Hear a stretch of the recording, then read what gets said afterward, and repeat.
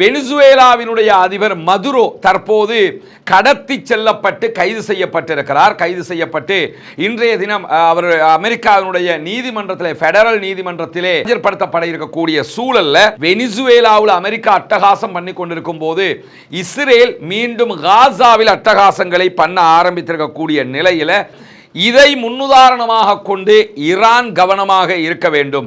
அடுத்தது ஈரானுக்கும் இது நிகழலாம் என்று இஸ்ரேலுடைய அமைச்சர் யாயர் லாபித் இன்றைக்கு வெளியிட்டிருக்கக்கூடிய செய்திகள் ஒரு அதிர்ச்சிகரமான செய்தியாக சர்வதேச ஊடகங்களில் வெளியாகி இருக்கிறது. உண்மையிலேயே ஈரானை அப்படி செய்ய முடியுமா? அதற்கான வலுவும் பலமும் அமெரிக்காவிடத்தில் இருக்கிறதா? வெனிசுவேலா மாதிரி லேசா உள்ள போயிடலாமா என்கிற கேள்விகள் எழக்கூடிய நேரத்தில் நாங்கள் எந்த நேரத்திலும் எதிரிகளுக்கு அடிபணிய போவதில்லை. அடிபணிந்த வரலாறும் எங்களிடத்தில் இல்லை. நாங்கள் நெஞ்சை நிமிர்த்து சண்டையிட்டிருக்கிறோமே தவிர மண்டியிட்டது கிடையாது. எனவே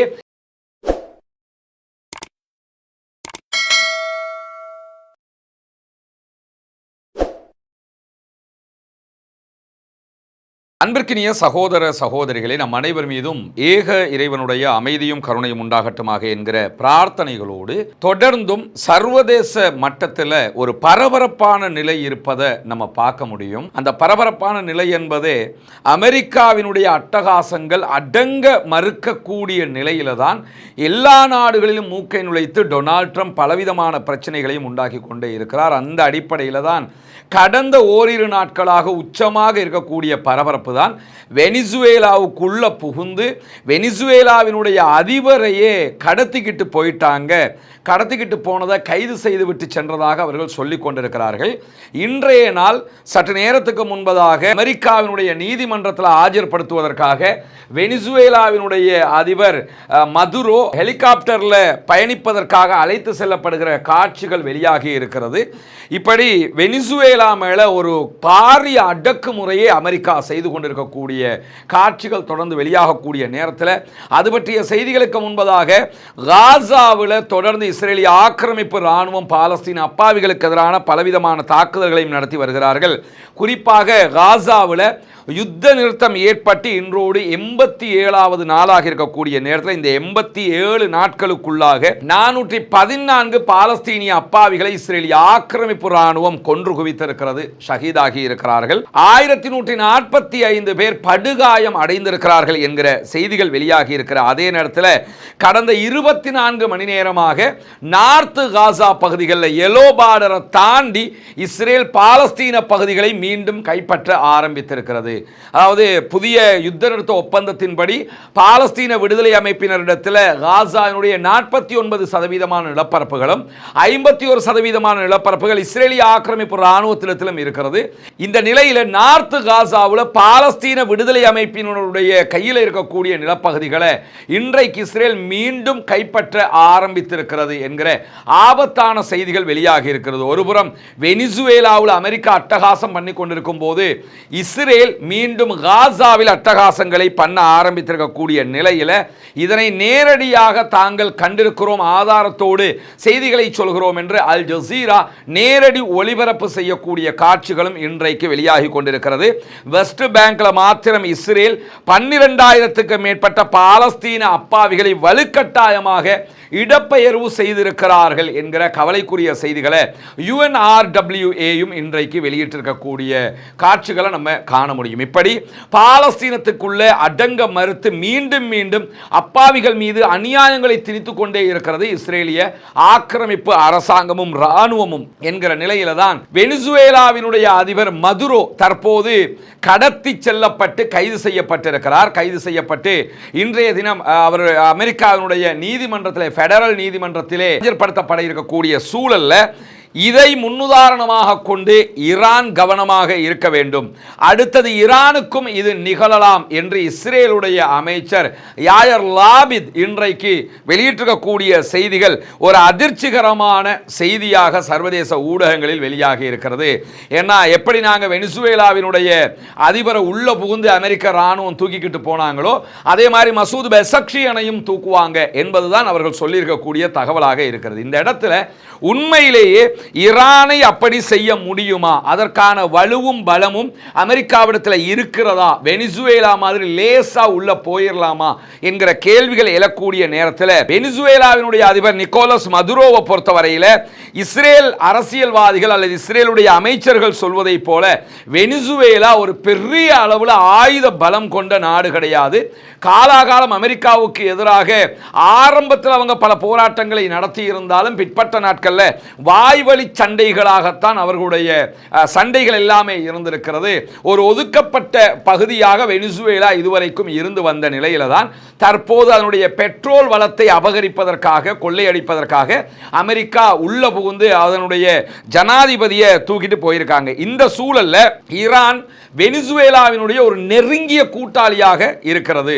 ஏற்கனவே ஈரானுக்கும் சீனாவுக்கும் இடையில, ஈரானுக்கும் ரஷ்யாவுக்கும் இடையில எப்படி நெருங்கிய நட்பு இருக்கிறதோ அது மாதிரி தான் வெனிசுவேலாவோட நெருங்கிய நட்பு பாராட்டக்கூடிய நாடாக ஈரான் இருக்கக்கூடிய நேரத்தில் அமெரிக்காவினுடைய வெளியுறவு செயலாளராக செயல்படக்கூடிய மார்க்கோ ரூபியோ மதுரோவினுடைய கைது ஈரானுக்கு ஒரு எச்சரிக்கை என்கிற செய்திகளை வெளிப்படுத்தி இருக்கிறார். எனவே அடுத்து ஈரானை பயம் காட்டுறதுக்கு, ஈரானுக்கும் இப்படி நடக்கும் என்கிறதெல்லாம் சொல்லாம சொல்றதுக்கு ஆரம்பிச்சிருக்கிறாங்க அமெரிக்காவினுடைய அதிகாரிகள், வெள்ளை மாளிகையினுடைய அதிகாரிகள் என்கிற செய்திகளும் வெளியாகி இருக்கக்கூடிய சூழல்ல தான் வெனிசுவேலா மீதான அமெரிக்காவினுடைய இந்த நடவடிக்கைகளை உடனடியாகவே ஈரான் கண்டித்தது மட்டுமல்லாம ஐக்கிய நாடுகள் சபை இதற்கு தலையிட வேண்டும், உடனடியாக ஒரு இறையாண்மை கொண்ட நாட்டின் மீது திணிக்கப்பட்ட இந்த நிகழ்வுகள் மன்னிப்பு கோரப்பட்டு அந்த நாட்டினுடைய அதிபர் விடுவிக்கப்பட வேண்டும் என்கிற கோரிக்கைகளை எல்லாம் ஈரான் வெளிப்படையாகவே பேசியிருந்தது மட்டுமல்லாம இந்த மதுரோவினுடைய கைது, வெனிசுவேலாவினுடைய அதிபருடைய கடத்தலும் கைதும் ட்ரம்பினுடைய வரலாற்றில் குறிப்பாக வாஷிங்டனுடைய அனைத்து போட்டியாளர்களுக்கும் ஒரு முக்கியமான செய்தி என்று சொல்லி மார்க்கோ ரூபியோ சொல்லி இருக்கிறார். அமெரிக்காவினுடைய வெளியுறவு செயலர் அவர் சொல்லும் போது என்ன சொல்றாருன்னா, டொனால்ட் ட்ரம்ப் யாருக்காவது ஒரு வார்னிங் கொடுக்கிறாருன்னு சொன்னா அந்த வார்னிங்க்கு நீங்க பயப்பட்டுறணும், அவர் சொல்றதை நீங்க கேட்டுறணும், இல்லைன்னா என்ன நடக்கும்ங்கிறது இப்ப புரிஞ்சுதா அப்படின்னு சொல்லியிருக்கிறார். எனவே ஈரானை நாங்க எச்சரிக்கை விடுத்தோம்னு சொன்னா நீங்க கவனமா இருக்கணும் என்பதைத்தான் அவர் சொல்லியிருக்கக்கூடிய சூழல்ல தான் அமெரிக்காவினுடைய தாக்குதலுக்கு பிறகு மதுரோவை அவங்க கடத்திக்கிட்டு போனதுக்கு பிறகு வெனிசுவேலாவுக்கு ஆதரவாக பேசியிருக்கக்கூடிய ஈரானுடைய ஷியா மத ஆன்மீக தலைவராக இருக்கக்கூடிய அலி காமனி அவர்கள், ஆயத்துல்லா அலி காமனி அவங்க மிக தெளிவாக தன்னுடைய ஸ்டேட்மெண்ட்டை வெளியிட்டிருக்கிறாரு. நாங்கள் எந்த நேரத்திலும் எதிரிகளுக்கு அடிபணிய போவதில்லை, அடிபணிந்த வரலாறும் எங்களிடத்தில் இல்லை, நாங்கள் நெஞ்சை நிமிர்த்து சண்டையிட்டு இருக்கிறோமே தவிர மண்டியிட்டது கிடையாது, எனவே எதிரிகளை நாங்கள் மண்டியிட செய்வோமே தவிர நாங்கள் மண்டியிட மாட்டோம் என்று சொல்லி வெளிப்படையாக சொல்லியிருக்கிறாரு. இந்த ஈரானுக்குள்ள உள்ள நுழைகிறது, யாரையாவது தூக்க நினைக்கிறது, இந்த மாதிரி வேலைகள் எல்லாம் ஈரானுக்கு புதுசு கிடையாது.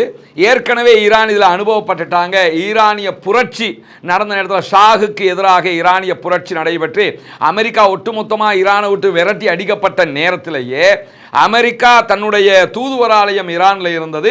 அங்கே இருந்தவங்களை ஈரானியர்கள் ஹவுஸ் அரெஸ்ட் பண்ணி வச்சிருந்தாங்க. அவங்களை மீட்டெடுக்கிறதுக்காக இதே மாதிரி ஒரு ஆப்ரேஷனை பண்ணினாங்க. எப்படி வெனிசுவேலாவுக்குள்ள புகுந்து தரை வழி கடல் வழியாக நுழைஞ்சு அவங்களுடைய அதிபர் மதுரோவை தூக்கிட்டு போகிறதுக்கு ஹெலிகாப்டரில் கீழே இறங்கினாங்களோ இதே வேலையை 50-60 ஆண்டுகளுக்கு முன்பதாக ஈரானில் டெஸ்ட் பண்ணி பார்த்தாங்க. இதே மாதிரி ஆப்ரேஷன் பண்ணி பார்த்தாங்க.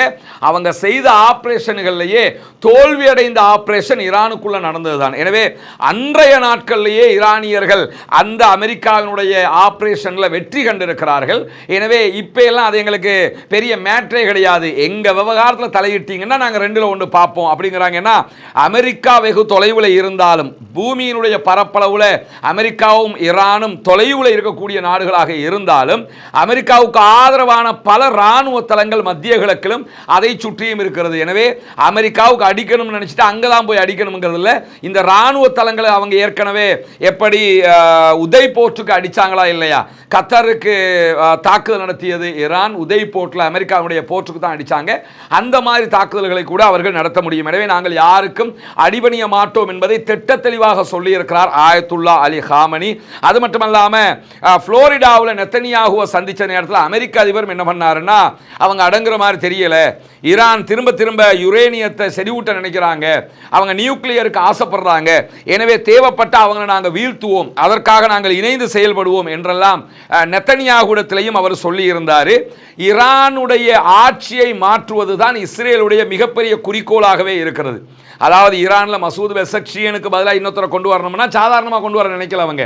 ஆயத்துல்லா அலி காமனி இல்லாத, மசூத் பெசக்ஷியன் இல்லாத ஒரு டம்மி கவர்மெண்ட் வரணும், அமெரிக்காவோட பேச்சை கேட்டுக்கிறனும், இஸ்ரேலுடைய பேச்சை கேட்டுக்கிறனும், சொல்றதுக்கெல்லாம் தலையாட்டிக்கிறனும், பயந்து நடுங்கிக்கிறனும், இந்த மாதிரியான ஒரு கவர்மெண்ட்டை கொண்டு வரதான் அவங்களுக்கு தேவையாக இருந்தாலும், இன்றைக்கு ஆய்வாளர்கள் சொல்லக்கூடிய தகவல்கள் எப்படி இருக்குதுன்னு கேட்டால், இந்த நேரத்தில் அமெரிக்கா ஒரு மிரட்டலை சொன்னாலும், அடிப்போம் தாக்குவோம் என்று சொன்னாலும் அதற்கான முனைப்பெடுப்பதற்கு வாய்ப்பில்லை என்கிறார்கள் இந்த ஜியோ பாலிட்டிக்ஸினுடைய ஆய்வாளர்கள். அல் ஜசீரா அழகான ஒரு தொகுப்பாகவே இது தொடர்பான செய்திகளை சொல்லி இருக்கிறது. ஏன்னா அரசாங்க எதிர்ப்பு ஆர்ப்பாட்டங்கள் ஈரானுக்குள்ளே இருந்தாலும், அதற்கு ஆதரவாக அமெரிக்கா மீண்டும் மீண்டும் எச்சரிக்கைகளை விடுத்தாலும், வெனிசுவேலாவுக்குள்ள நுழைஞ்ச மாதிரி உடனடியாக ஈரானுக்குள்ள அவங்க நுழைய மாட்டாங்க.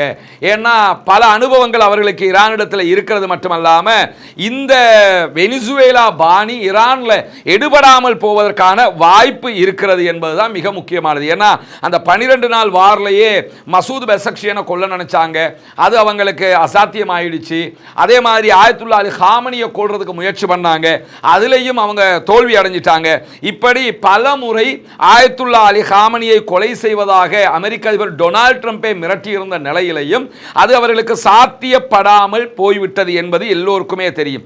இப்படியான சூழல்ல தான் இப்ப ஈரானுக்கு மேல தாக்குதல் நடத்தணும் என்று சொல்லி அமெரிக்கா முடிவெடுக்கும், அல்லது இஸ்ரேலுக்கு சப்போர்ட்டிவாக இருக்குமான்னு சொன்னா அது ரொம்ப ரொம்ப குறைவாகத்தான் இருக்கும் என்கிறார்கள். ஏன்னா கடந்த காலங்களில் சிலர் செஞ்சாங்க. ஈரானுடைய உயர்மட்ட இராணுவ தளபதியாக செயல்பட்ட காசிம் சுலைமானிய ஈராக்கினுடைய தலைநகர் பக்தாதில் வைத்து அவர் உத்தியோகபூர்வ பயணம் போன இடத்துல ட்ரோன் அட்டாக்ல கொண்டாங்க. அதே மாதிரி ஈரானுடைய அணுசக்தி நிலையங்கள் மேல ஜூன் மாதம் அந்த 12 நாள் வார்ல குண்டு போட்டாங்க. இதையெல்லாம் செய்தவர்களுக்கு தற்போதைய நிலையில வெனிசுவேலா பாணியில ஈரான்ல எதையாவது பண்ண முடியுமா என்று சொன்னா பண்ண முடியாது என்பதுதான் ஆய்வாளர்களுடைய கருத்தாக இருக்கிறது. ஏன் அதை சொல்றாங்கன்னா, வெனிசுவேலாவுக்குள்ள போய் இப்போ ஒரு இடத்தை ஆரம்பிச்சிருக்கிறாங்க. இந்த ஆரம்பத்தோட ஈரானுக்குள்ள அவங்க வர்றது பெரிய சிக்கலாக மாறிவிடும். ஏன்னா வெனிசுவேலாவிலேயே அமெரிக்கா சிக்கிக்கொள்ளும் மாதிரி தெரியுது. ஏன்னா சாதாரணமாக வெனிசுவேலா மக்கள் கடந்து போக மாட்டாங்க, அவர்களுடைய ஃபோர்ஸஸை இறக்கியிருக்கிறாங்க, நாங்கள் சண்டை பிடிப்போம்ங்கிறாங்க, ஆக்கிரமிப்பை எதிர்ப்போம்ங்கிறாங்க.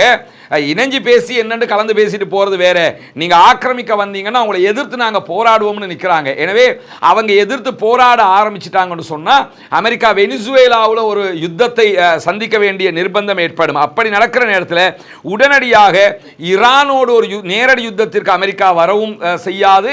இஸ்ரேல் அப்படி ஒரு யுத்தத்தை ஆரம்பிக்க போனாலும் அதற்கு ஆதரவையும் கொடுக்காது என்றுதான் ஆய்வாளர்கள் சொல்லக்கூடிய காட்சிகளை அதற்குரிய நியாயங்களோட அல் ஜசீரா அரபு தளம் இன்றைக்கு ஒளிபரப்பி இருக்கிற அதே நேரத்தில் 2003 ஈராக்குக்கு எதிராக அமெரிக்கா படையெடுத்தது. சதாம் ஹுசைன் ஆட்சிக்கு எதிராக படையெடுத்தாங்க. அந்த நேரத்தில் சதாம் அவங்க அடிச்சிட்டாங்கன்னா அடுத்ததாக அடிக்கக்கூடிய இடமாக ஈரான் தான் இருக்கும் என்றெல்லாம் நம்பப்பட்ட நிலையில் அந்த இடத்துக்கு போகவே இல்லை. அவங்க ஏன் போகலன்னு சொன்னால் 2 காரணம். ஒன்று, ஆல்ரெடி ஈராக்கில் சண்டையாக இருக்கிறது, அங்கே தேவையான எண்ணெய் வளங்களை அபகரிக்க வேண்டி இருக்கிற அதே நேரத்தில் ஈரானோட சண்டைக்கு போனால் ஈரான் என்ன பண்ணுவாங்கன்னா இந்த ஹொர்முஸ் ஜலசந்தியை மூட ஆரம்பிச்சிருவாங்க. ஹொர்முஸ் ஜலசந்திங்கிறது செங்கடலால் உள்ள வந்து அரேபிய கடலுக்குள்ள நுழைகிற நேரத்தில் ஒரு பக்கம் ஈரான் பெர்ஷியன் வளைகுடான்னு சொல்லுவாங்க, ஈரான் இருக்கிறது, மறுபக்கத்தில் தான் இந்த துபாய், கத்தர், அதே போன்று குவைத்து, பஹ்ரைன், சவுதி அரேபியா, இந்த எல்லைகள் எல்லாம் இருக்குது. இந்த எல்லைகளில் இருந்து பெட்ரோலியம் சார்ந்த பொருட்கள் எல்லாம் வியாபாரத்துக்கு அனுப்புவாங்களா இல்லையா?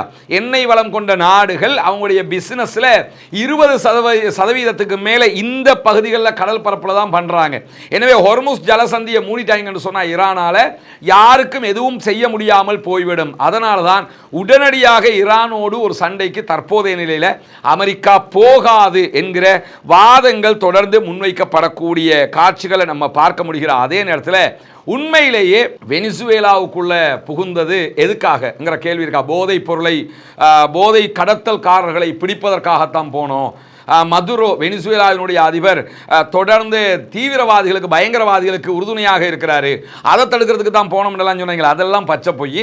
பெட்ரோ டாலருக்கான ஒரு உள்நுழைவு தான் அவர்கள் சென்றிருப்பது. பெட்ரோ டாலர்ண்டா என்ன, அதனுடைய வேல்யூ என்ன, ஏன் இந்த சண்டைகள் நடைபெறுகிறது என்பது தனியாக நம்ம ஒரு வீடியோவாக விளக்க இருக்கிறோம். அது பெரிய உங்களுக்கு ஒரு பாடமாக படிப்பினையாக அமையக்கூடிய ஒன்று.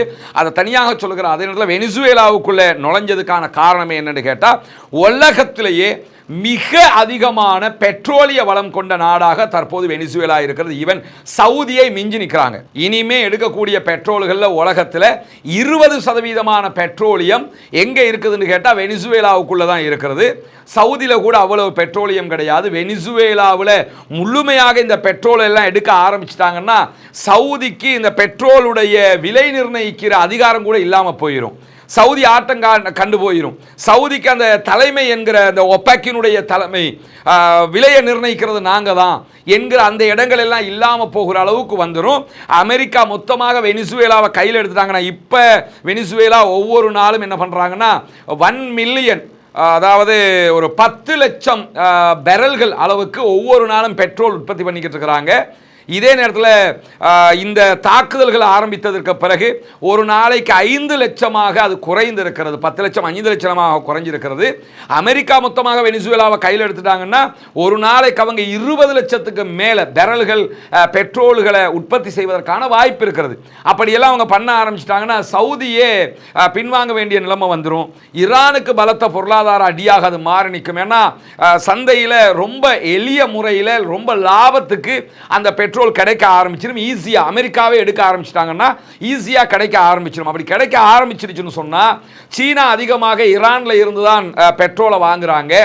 அதே நேரத்தில் அமெரிக்க அதிபர் டொனால்ட் ட்ரம்ப் சொல்லும்போது நாங்கள் வெனிசுவேலாவினுடைய பெட்ரோலை சீனாக்கு ரஷ்யாவுக்கெல்லாம் விற்போம்ங்கிறாரு.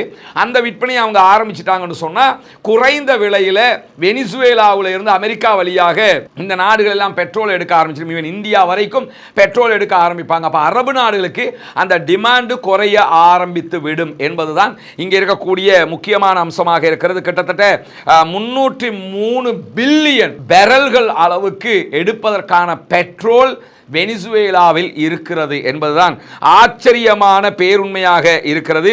இந்த மாதிரியான ஒரு நிலைக்குத்தான் அவர்கள் தள்ளப்பட்டு இந்த நாட்டை அபகரித்திருக்கிறார்கள். இதுதான் வெனிசுவேலா அபகரிக்கப்பட்டிருக்கக்கூடிய பின்னணியாக இருக்கிறது. எனவே வெனிசுவேலா பாணியில் ஈரானை கை வைக்க முடியுமான்னா தற்போதைய நிலையில் அது அசாத்தியமானது என்பதுதான் ஆய்வாளர்களுடைய கருத்தாக இருக்கிறது. பொறுத்திருந்து பார்ப்போம் என்னவெல்லாம் நடக்கிறது என்பதை தொடர்ந்து இணைந்திருங்கள். ரஸ்மின் பயஸ் நியூஸ் மற்றும் ரஸ்மின் டாக்ஸ் ஆகிய சேனல்களில் இது தொடர்பான செய்திகளை நாம் உங்களுக்கு பகிர்வதற்கு தயாராக இருக்கிறோம். இந்த வெள்ள நிவாரண பணிகள் இன்னும் முடிவுறாத காரணத்தினால தொடர்ந்து அந்த பணிகளை நம்ம பண்ணுறதுனால தான் வீடியோக்கள் ரொம்ப குறைவாக நம்ம வெளியிடுகிற நேரமாக அமைந்திருக்கிறது. எனவே அந்த பணிகள் எல்லாம் கொஞ்சம் கரெக்டாக வருகிற போது நம்ம கூடுதலான தகவல்களை உங்களோடு பகிர்ந்து கொள்வதற்கு தயாராக இருக்கிறோம். பாலஸ்தீனம் வெற்றி பெற வேண்டும், பாலஸ்தீனம் சுதந்திரம் அடைய வேண்டும், பாலஸ்தீன மக்களும் நம்மை போன்ற நிம்மதியானவர்களாக மாற வேண்டும், வாழ வேண்டும் என்கிற உயரிய பிரார்த்தனைகளோடு பாலஸ்தீன அப்பாவிகளுக்காக தொடர்ந்தும் ஜனநாயக ரீதியாக குரல் போமாக வாகிறது. அல்ஹம்துலில்லாஹி ரப்பில் ஆலமீன்.